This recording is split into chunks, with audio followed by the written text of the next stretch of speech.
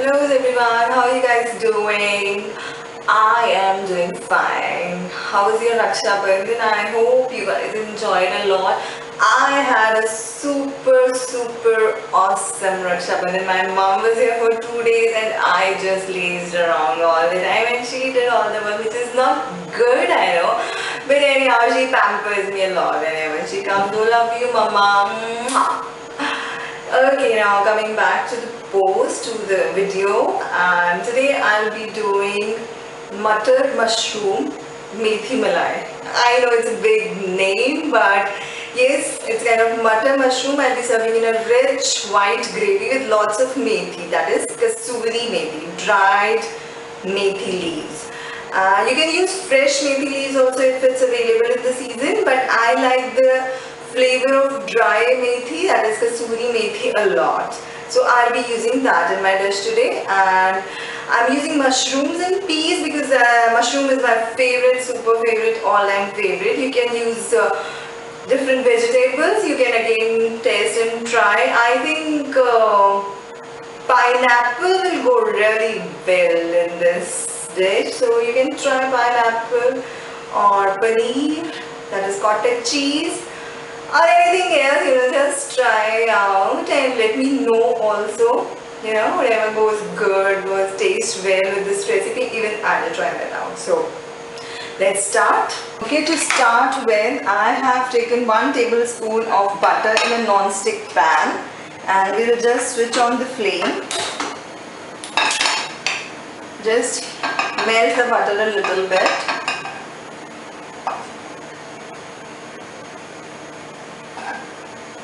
You have to be a little cautious because the butter burns very easily. So just melt it a little bit and then we'll add mushrooms. I have cubed them, the bigger ones I have even chopped them into smaller pieces. So we'll just toss these mushrooms in butter a little bit. Guys, let me tell you very well in advance that this is going to be a very rich, heavy dish. So you can make it on special occasion. You hear the sizzling sound, mushrooms are getting toasted, and this will enhance the flavor of mushrooms and it will give a nice taste. Now I'll just add some pepper powder. This is as per your taste, and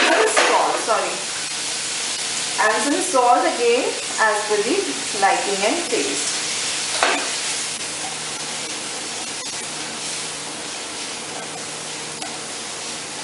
As you can see, the mushrooms have shrunk a bit in size and they have oozed out the water. You need not to dry this water which has been oozed out from mushrooms. Now I'll just switch off the flame and transfer these mushrooms in the same bowl.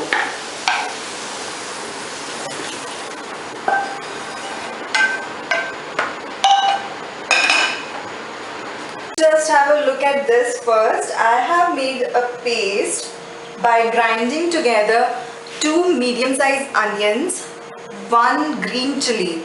You can again increase and decrease the quantity of chili as per your liking, the heat that you can take. I have added 2 tablespoons of cashew nut. I just blanched them a little bit before grinding, and 3 to 4 cloves of garlic and ½ inch of ginger, and I used some water to make it a paste. Now we'll be using this paste to make our gravy. Now in the same pan I have heated 2 tablespoons of oil, and we'll be adding this paste. I'll not add jeera or cumin seeds to it for the tempering because I don't want those black cumins to appear in the final dish. Now because it has cashew nut and onion paste, we have to add it slowly. You can use the normal wok or a deep pan to make the gravy or the dish. I am using this pan so that you can see the process of cooking.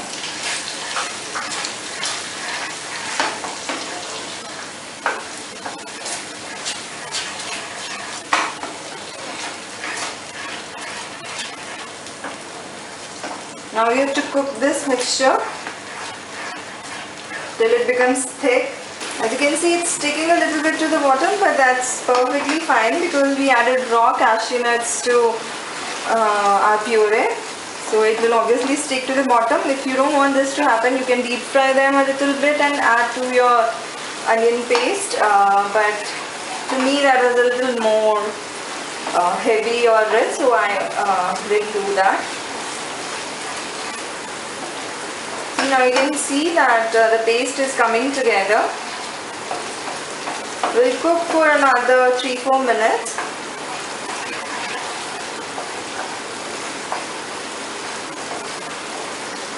When it stops sticking to the bottom means your paste is not raw anymore, it has been cooked properly.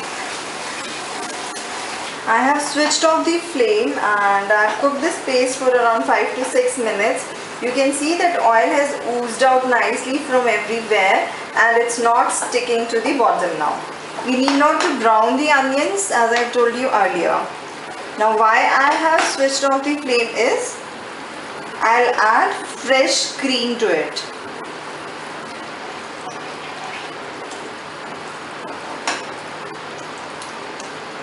We'll add the cream slowly and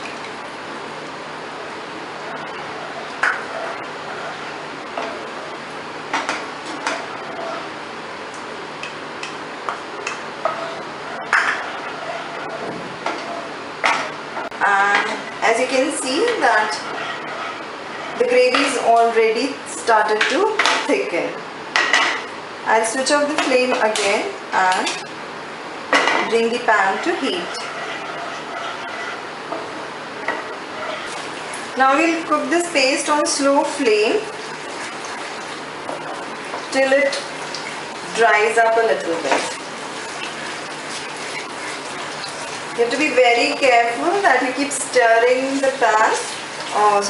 You have to be very careful that you keep stirring the paste so that the cream doesn't curdle down.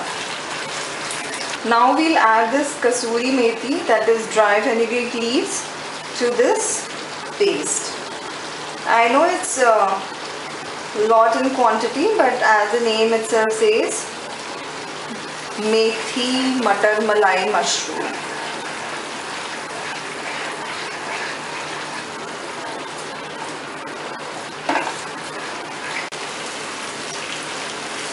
Now this mixture has been cooked properly. Oil is oozing out from all the sides. Now we'll add our toasted mushrooms.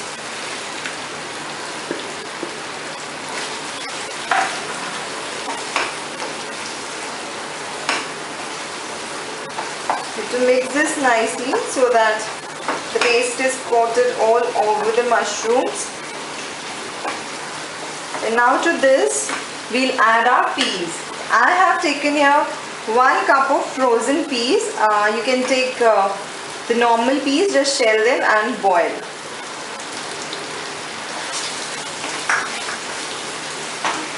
Isn't it looking good already, guys? Now we have to add the spices. We'll add salt. Salt you have to add as per your taste, but remember that we have already added some salt to the mushrooms, and the butter also has salt in it, so you have to be careful. Mix it well.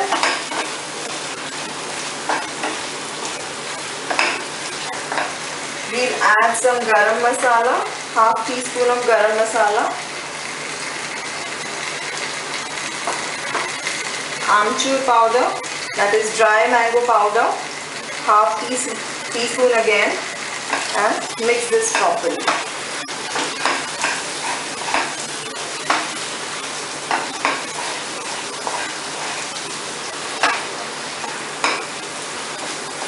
At this point what you can do is you can check the seasoning and adjust if you require.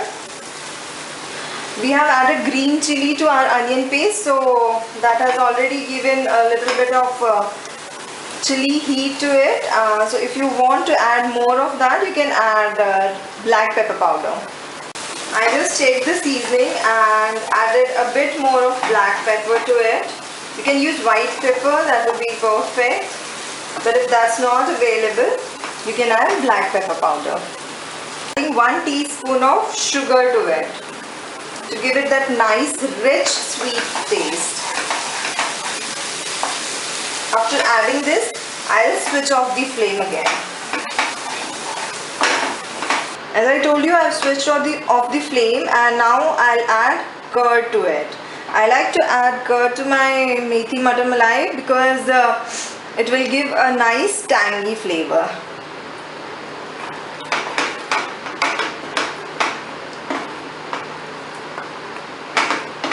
Along with this, I'll add half cup of water first. I have taken here 1 cup of water, but I'll add half cup first and mix it.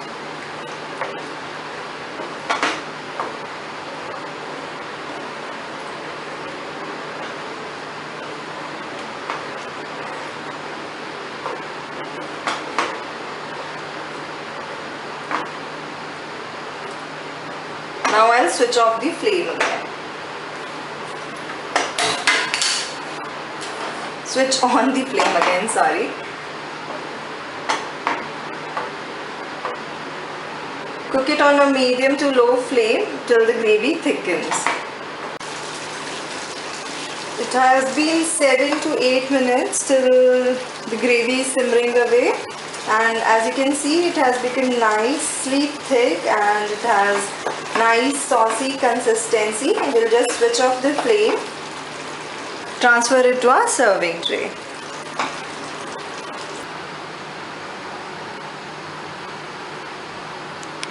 Okay guys, I hope you enjoyed today's recipe, and wasn't it easy to make at home?